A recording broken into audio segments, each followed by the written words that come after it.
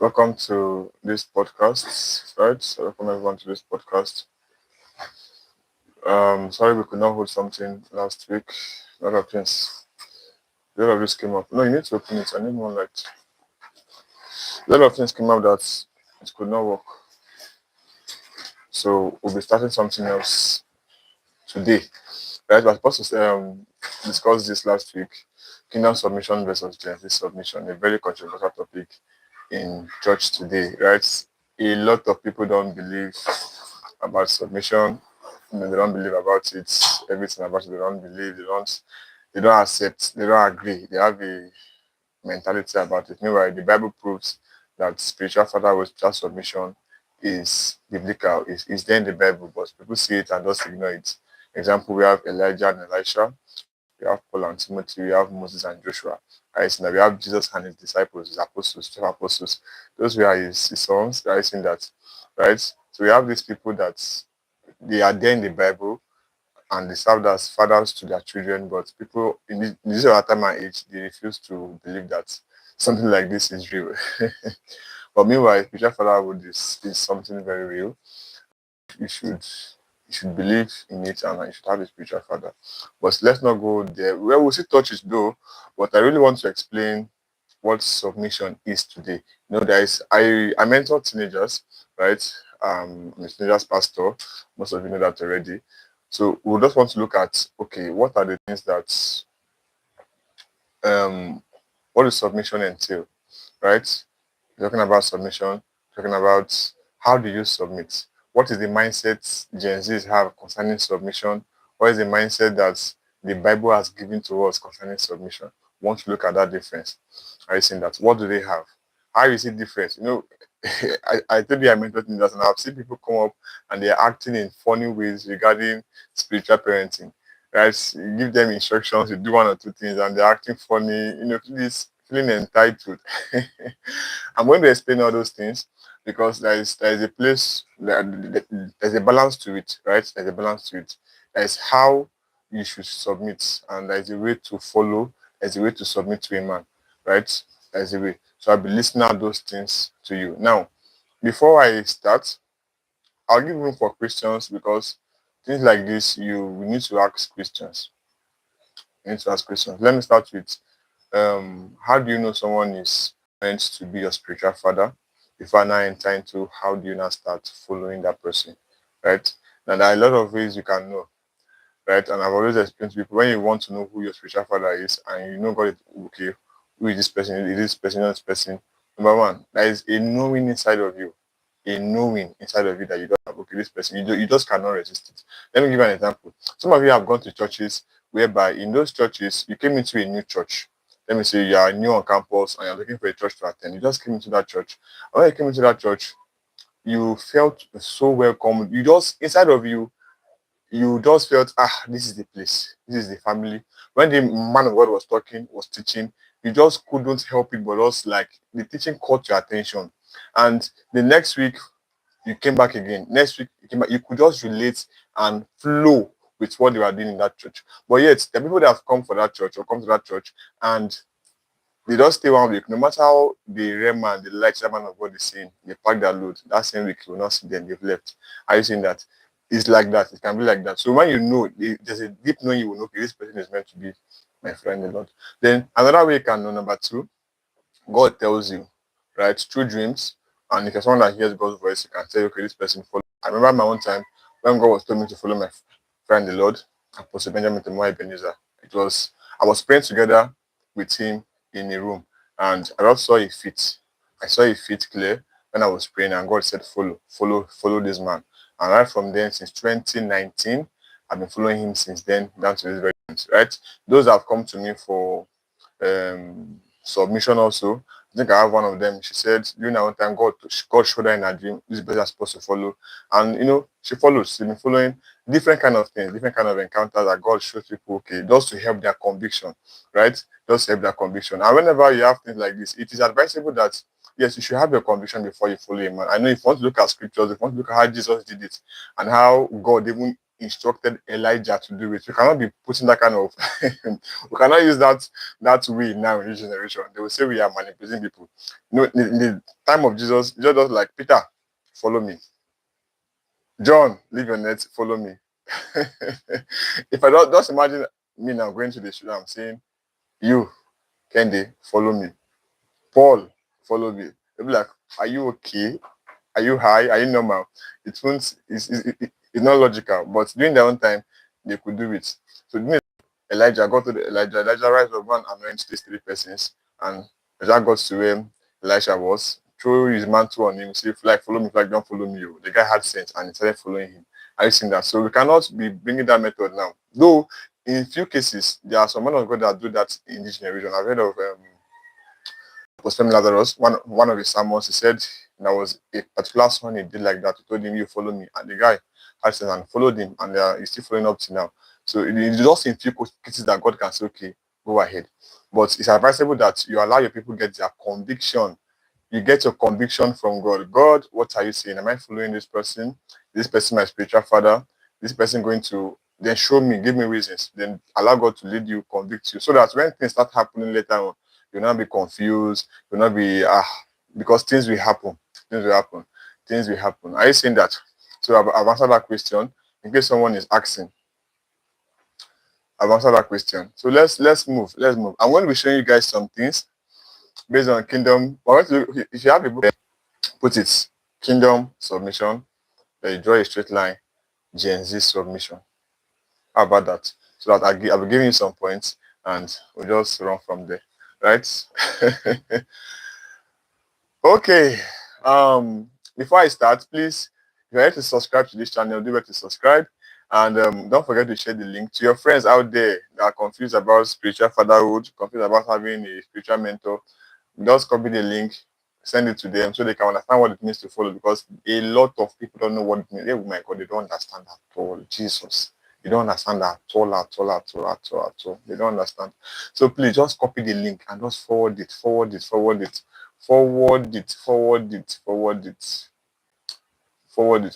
person, okay, you're welcome. Just forward it. Immediately just forward it. Don't wait for them to just forward it. So let's continue. Number one, kingdom submission is based on conviction. Why Gen Z is based on feelings and emotions. I've had people that, in fact, they came to me and said, "Sir, I want to follow." Maybe because they preach a sermon or you did something, and just that feeling, that alarm, you are just caught in the emotion. That, sir, mentor me, my spiritual father. Emotions drove them to me, and over time, that's okay. Let us see how you are doing. Just give them 1 week, 2 weeks, 2 weeks.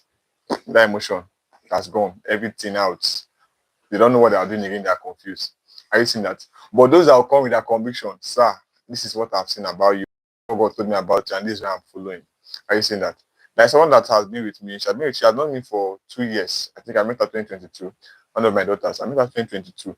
And since then, I knew she was going to be my spiritual daughter, but I didn't say anything. I didn't say anything at all. She was just following, and I was teaching her, mentoring her, instructing her, guiding her. Definitely. I didn't force her, guiding her. Until recently, she started having some dreams. She didn't get to my sister. I will not say anything. Okay, go and do whatever you want to do, whatever God tells you, none of my business. So on a particular day, she just entered my DM and said, "Sir, this is it. I've gotten my conviction. God said I should follow you." So really? Okay, we are good to go. That is based on conviction. That kind of person now, if things will happen later in the future, maybe there are storms, there are challenges, she has a conviction that, okay, I can follow this man because God told me to. Not because of my emotion, not because I just felt like doing it. God told me to follow. God told me to pay attention. God told me to get something from him. Are you seeing that? So that now, no matter what happens, the person is rooted based on that conviction, based on the voice, or based on what the Holy Ghost told her. Right? Are you seeing that? Very, very powerful. Very, very powerful. So, number one, kingdom submission is based on conviction.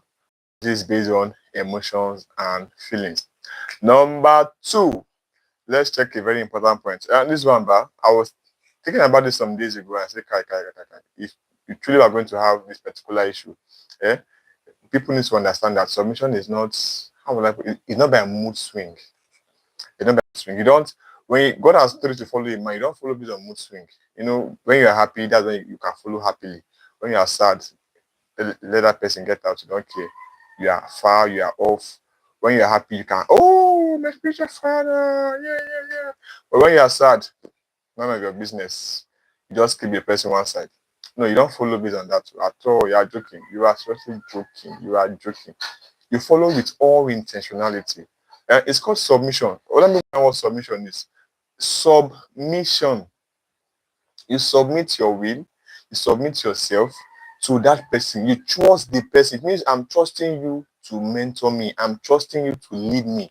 I'm trusting you to guide me based on what I've gotten from God. I'm trusting you in my life because I know where you are going. I've seen it based on what God. No, God may not show you, but at least you can sense or perceive it in your spirit that this person, I have a future with him.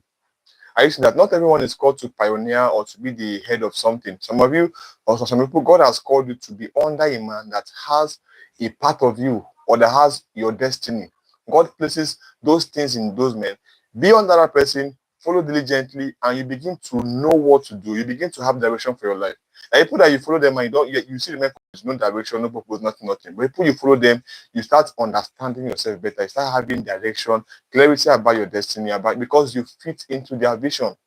Have you seen that? If it's this mentality of okay, I can do it alone, I can rise alone, I don't need a spiritual father, I don't need to be under anybody. My God, it's not scriptural. If you're a Christian, it's not scriptural in any way at all. It is not scriptural in any way at all. Have you seen that? It's not at all at all. Hmm? God never made anyone to survive alone. In fact, one of the God's strongest strategy for every believer is that we do it. It's called the body of Christ. We do it together. Eh? Bible says, submit yourself unto one another. Submit yourself. God knows why He said so. But a lot of us now, because of the generation whereby you can say this anytime, this anytime, you just break rules, break spiritual laws, and no, you can't go far that way. Are you seeing that? You can't go far. When you talk about submission, you submit yourself to that man, you submit your will to that man, you allow God to help you to follow. Are you seeing that? Allow God to help you to follow. Huh? Allow God. So let's move on. My next point. Hmm. If you treat me right, I will follow. That's for kingdom now. If you treat me right, I will follow. If you don't treat me right, I will still follow. That's kingdom mindset. Even Jesus said, offense will come. Offense will come. And your spiritual father will offend you. Good news. Hallelujah. The spiritual father will offend you. In fact, you will be offended by even your mom, your dad. Ah, God. Okay, let's look at this logical example. Those that you call your parents, now biological parents, that you trust them, you believe them, you know them. They've offended you severally, spoken to you in a way you don't like. No, in fact, some people, whenever I even abuse you physically, different kind of things. Yet, you didn't disown them as parents. You are still following them. Yet, they still give you advice and still trust the advice. Are you seeing that? Yet, all these things are still happening. But, you say, Father or Daddy, I'm not doing it again. I'm leaving. Even when the prodigal son left, his head still came back. His sense still came back. And I have to go back to my father. I know where I'm coming from. Carry this load and went to go and look for his father. Are you seeing that? So we must learn to guide our hearts intentionally. Offense will come. We are joking. Offense will come. Because the person you are following is not perfect. People, like this mindset people have about pastors, like they are angels, they are spirits. Angels, like don't make any mistake. You must not have any flaws. Be flawless. That's what they have about pastors. So if you make any mistake, my God, you are not meant to be my pastor. How can you fall? How can you get angry? I'm not a pastor. You're not a pastor. How can you? If you're not that pastor, it's just the anointing, the grace upon him that made him different, or that makes him different. It's just the anointing, the grace of God. That's all. He's a man like you, flesh and blood. Sometimes he can lie. I say, oh God, I'm sorry, I lied to, I do. Eh? Sometimes he can get angry and not sit. It's God, I let my anger. That's the man. His human nature is just playing out. He's also building into perfection. Actually, most of the pastors, they are not perfect, and that's why mistakes can happen. They can make mistakes. I'm not saying they should start making mistakes now. Start, legalizing them that I'm a man. No, but sometimes, or in some cases, it happens. right? It happens. And most people don't, if you don't understand this aspect or this part of submission, you will have issues. You will have offense with the person you are following. That person you are following is a man. He can make mistakes. He have flaws, right? He can make errors. You must understand it. Okay, when this person makes mistake, I must learn how to adjust. There are times that he can talk to you and you're based on anger. Maybe he did something like he just thought he couldn't control himself. He just busted out on you. It doesn't mean that he'll be doing that every time, but at that moment he could not control it. Yes, he's still learning self-control, he's still learning how to control his anger, but so sorry that it had to come on you at that moment. But just got to help your heart. Are you seeing that? But over to Gen Z now. You just talk, just small thing. Eh? Just small thing. They spread the news. Can you imagine? Eh? Papa said this to me. Can you imagine? Papa said that I don't have sense. Meanwhile, you are just trying to ginger the person to just have sense. Okay, have sense now, have sense now. The papa said I don't have sense. That me, I don't know what I'm doing. And little things, they just, how will I put it now? Magnify it as though it's something big. Little rebukes, correction. I'm going to show you some scripture. This Bible that says how you know his son, how you know that this one is a son, this one is a son that has matured, is that you can correct that person, you can rebuke, and that person will not go offended. That's how you know his son. Like, the person can take correction, can take rebukes, and the person is still standing and saying yes, sir, with humility. This was how men like Bishop Oedipo and President Suleiman, this is how they followed their fathers. Eh? Yeah, I think I heard a story whereby I think it's all over social media. There was a time that Bessie was still alive and Bishop went to go and see Bessie. I think there was another popular bishop now. I don't know if it's Bishop Waleoke or someone else. I think he said he went there, and when he went there to go and see Bishop Bessie Dawusa, he entered the house and he saw that Bishop Edipo was on his knees and Bishop Bessie Dawusa was on the chair, rebuking him, correcting him. Immediately he entered, he was scared. Ah, my God. He wanted to run out. Bishop said, come back here. Sit down. And the man stood there, was just shaking. And after the rebuke that they gave Bishop Edipo, I heard, though, I don't know how to treat this. After the rebuke they gave Bishop Edipo, I heard that he went on his face. He said, thank you, sir. Thank you, sir. Bishop Naselia, go and eat. And he went to it. Just imagine, if they try that kind of thing in this generation, it will go viral. News for the day. Bloggers will carry it everywhere. Carry it everywhere to go viral. Viral news. Viral news. Bishop told his son to kneel down. Check out. Full info to go viral. Are you seeing that? Meanwhile, these are how these people they entered their destiny. They were, if you check their faith now compared to our faith in our generation, if we check their yieldedness, you can see the gap. You can see there is a massive gap in between. How to follow there is a big gap. Are you seeing that? So I want to ask Bishop Edipo one is Bishop Edipo, why is it that those of you that started following God, only you or few persons rose in your time? He said they were offended. That was the only thing he said. They were offended. Yes, offense is so terrible. My God, one of the greatest secrets that brings you into offense is called entitlement. Entitlement. When you are entitled, you can easily get offended. You can easily get offended when you're entitled. I've seen that. So, see the Gen Z, they want things to just go their way. Go easy on me, Papa. Don't talk to me. Don't rebuke me. Only say things that will please me, that will make me happy. When you see my mistake, don't say anything about it. That's not followership. If you have a pastor that leading you like that, the man does not like you at all. Sorry. If you have a pastor that only talks to you, that only rebuke you, that only talk to you when you do something right. Only talk to you or only say things that makes you happy. I'm sorry, you don't have a pastor. That man does not love you at all, at all, at all. You should be able to have someone that can rebuke you, bring you to order whenever you do something wrong. Because it's from that mistakes you learn. Right? For that mistakes you learn. But now in our generation, they just want it to go easy. Go easy on me. Don't talk to me anyhow. Don't rebuke me. Don't correct me. Allow me. Leave me my mistakes. Allow me, that kind of mentality. You can't go far that way at all. If it's destiny you want to do, and if this God you want to follow, I'm sorry, that's not how you follow a man. Because in submission, there is a sweet part of it, and there is the hot part of it. There is a sweet part of it, and there is the hot part of it. And people must learn to accept that hot part, because that's where they rebuke the correction. That's where you misbehave and they rebuke you, not because they hate you, but so that your head can be correct and you can know that, okay, this thing that I did now is wrong. Are you seeing that? Yes. If Gen Z can learn how to focus their mind from, okay, he's not trying to attack my personality, but he's trying to attitude, it will be more easier for you to follow a man or follow a pastor, or follow that person with diligence. I think that's more easier. But you're only focusing on, okay, attacking my personality, saying, no, no, the action you carried out, it was a foolish one, and they rebuked you based on that. They didn't say you are foolish, but they just carried the foolish action. And they just rebuked that foolish action, so that you will not act foolishly next time. I see not. So, see from that perspective. Another thing you need to know about followership is that some kingdom followership, those that are following the kingdom way, they understand inheritance. They understand that kingdom submission is all about the blessing, the inheritance. Right? Remember, I told you guys earlier that if God brings you to a man to follow, it means that you have destiny in that man's life. God has a destiny for you in that vision. So they have that in focus.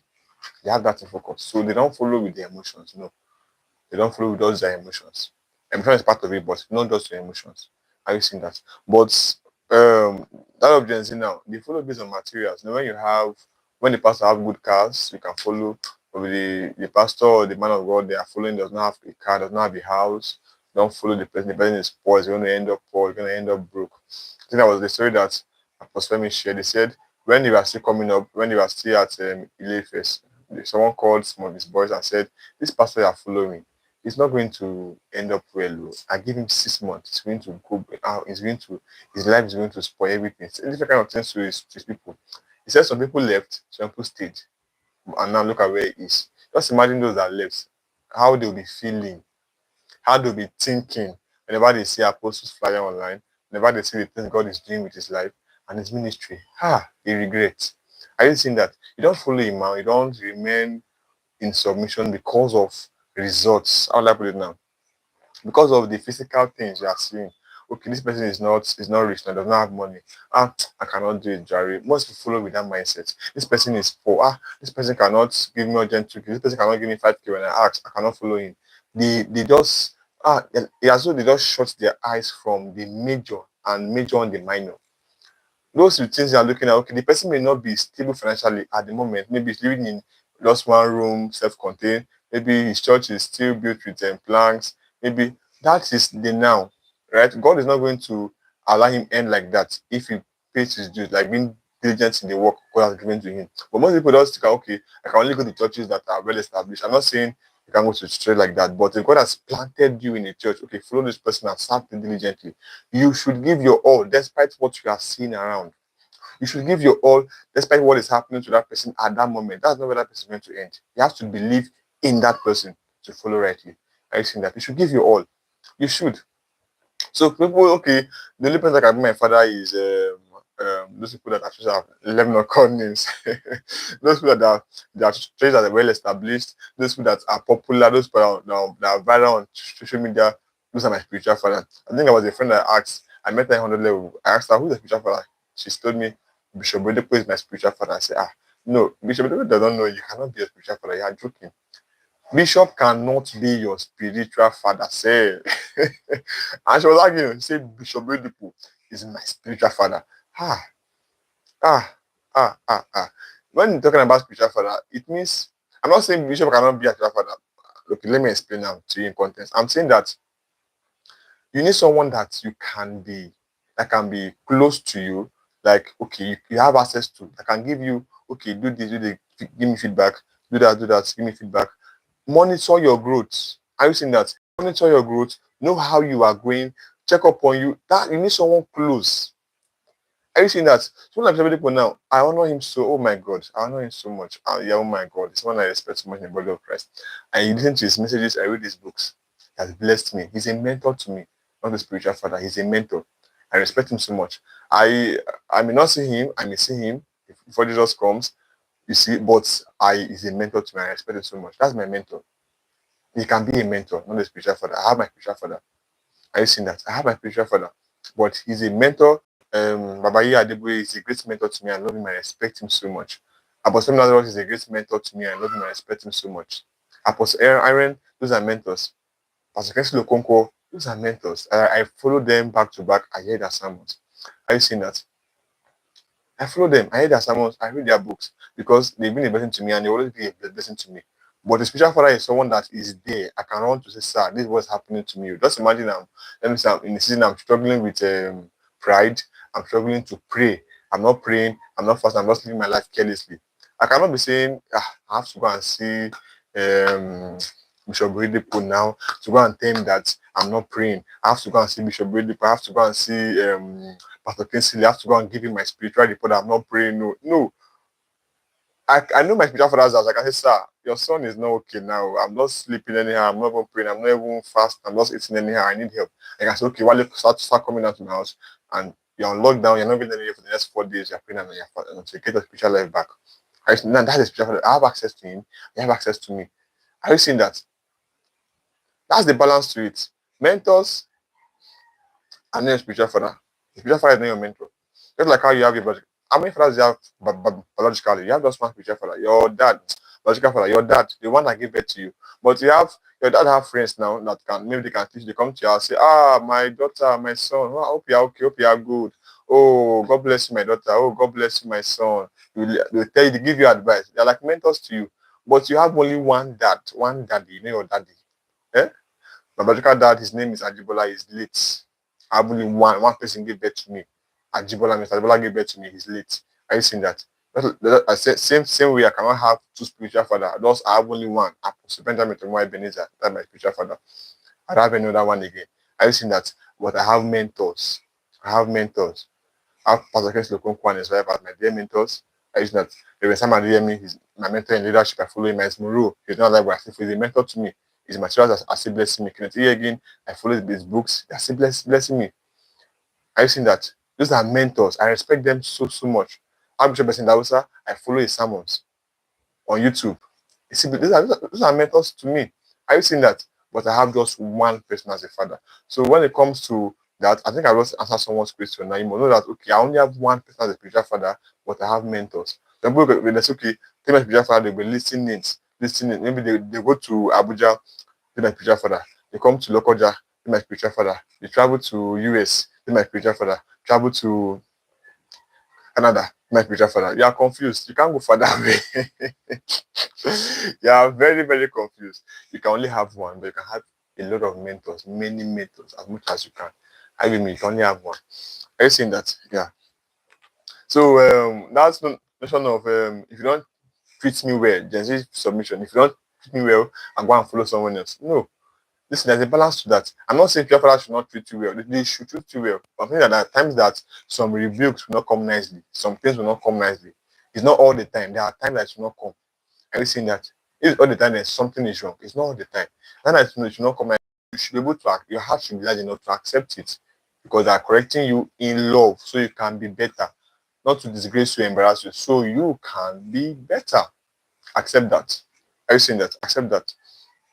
Accept that. So this Bible came to this mouth. I was talking about materialism. So follow someone you know can mentor you. I went to my father's house was it 2 days ago, and he said something very profound. Oh my God. He said, you can be how did he put it now? He said grace is different from gifts. Grace is different from gifts. You can be under a man and following him, and yet you are very gifted. Jesus Christ, you are very gifted. You are good at writing. You are good with. You have a lot of spiritual gifts more than him. But the man has grace. Grace means ability to lead you, even though you have gifts more than him. There are a lot of people that are like that in the body of Christ. I don't want to mention names. You know that this person, the father doesn't really has gifts as much as he has, but the man is graced to lead him. Yes, it can be that way sometimes. Sometimes the person you are following not looking as though he's gifted much compared to you, but the grace to lead you, to build you is there. Submit to it and follow. My father cannot operate in the prophetic. My father cannot even give too much realm and light in the Bible. Oh, are you sure he's the one? Oga, Oga. If God has told you to stay, stay and learn. Be built. Be built. That's the person that has the bread for your destiny, the word for your life. Eh? Don't be tempted to show off or say, this one does not have money. He's not rich, I cannot follow him. He does not have money, I cannot follow him. He does not have big churches, I cannot follow him. He does not have a car, I cannot follow him. Me see just keke and bike to go to work or to come to church, I cannot follow. Even treks, I cannot follow him.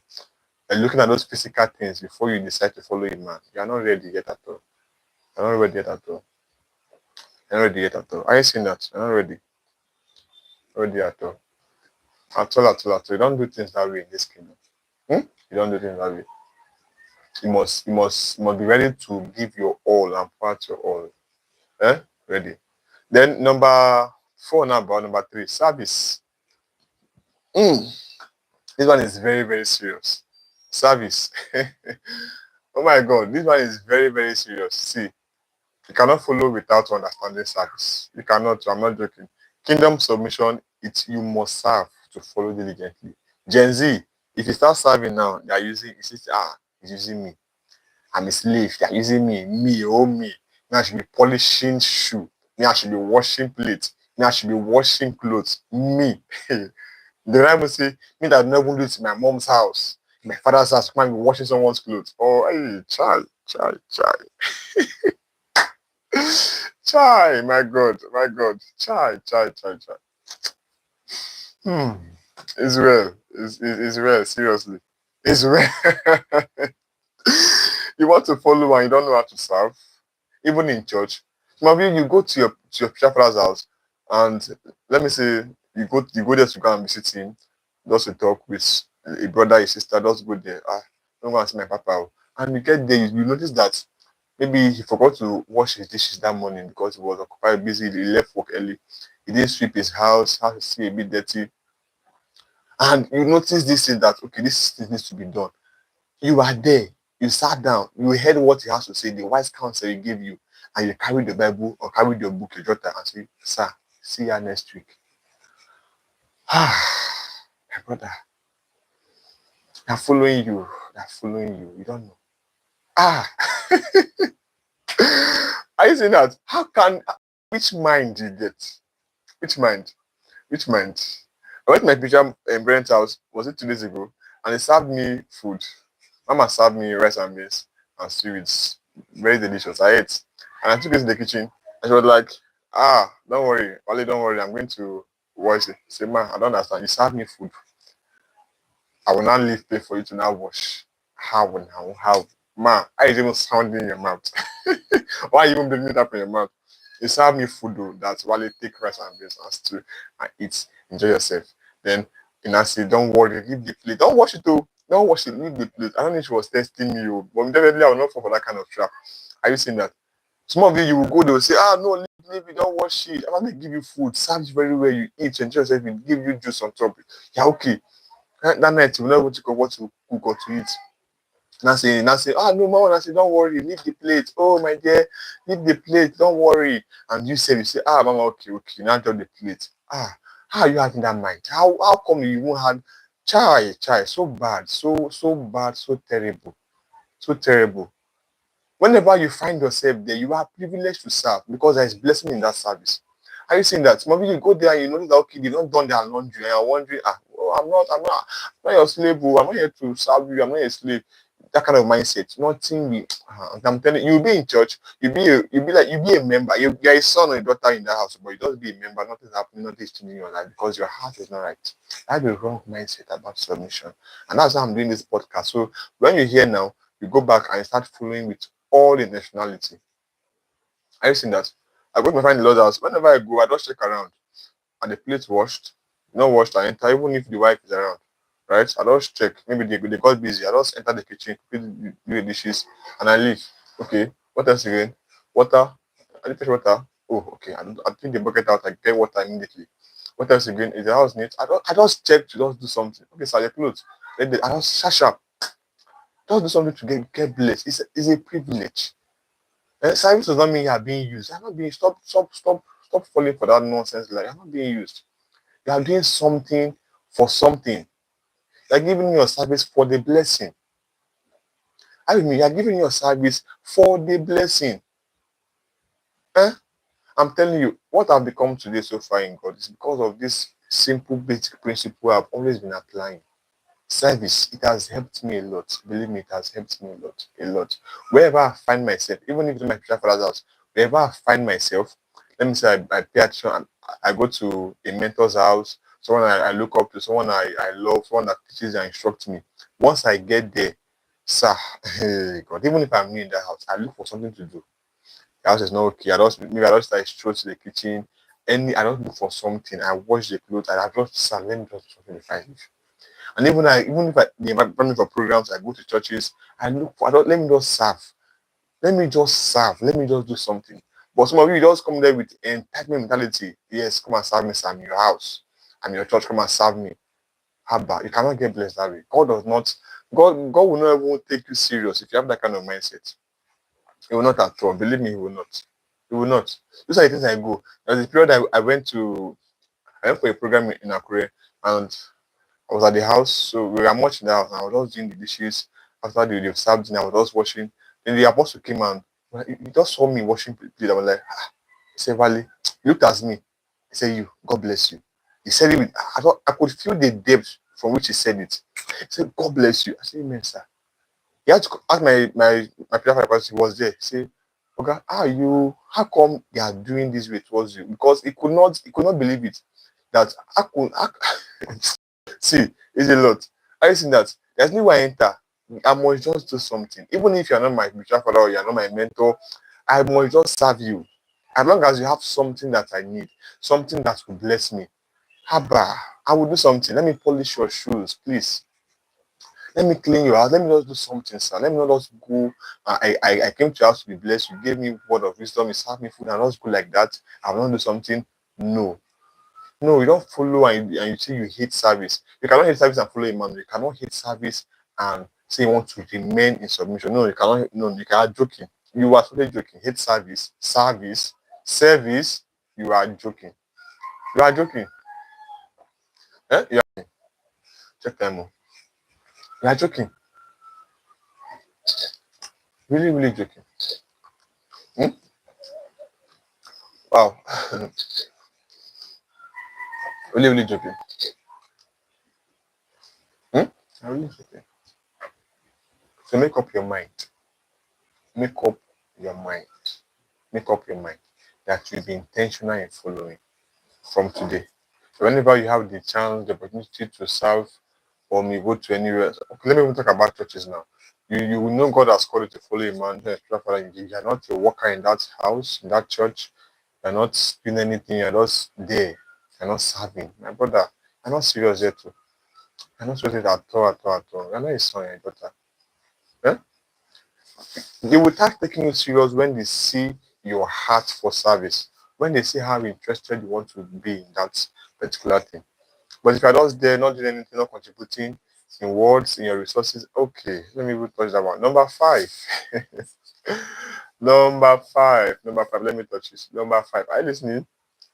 Gen Z submission. We don't give to our spiritual father, they give to us. Number five, we don't give to our spiritual father, they give to us. Kingdom submission, we give to receive. We give to receive. God. I don't know, but what they've really done to us in our generation, but the kind of nonsense with social media, the kind of things, the kind of posts that they just release. I think one was trending like, was it last week? How that Pastor Iyadebe came up and said, I need 10 of my children to give me 1 billion naira each. And it just went by. People were like, 1 billion, 1 billion. Why? He's using, what is wrong with you? He said his sons, I need my sons, 10 of, are you his son? Why are you not complaining? My God.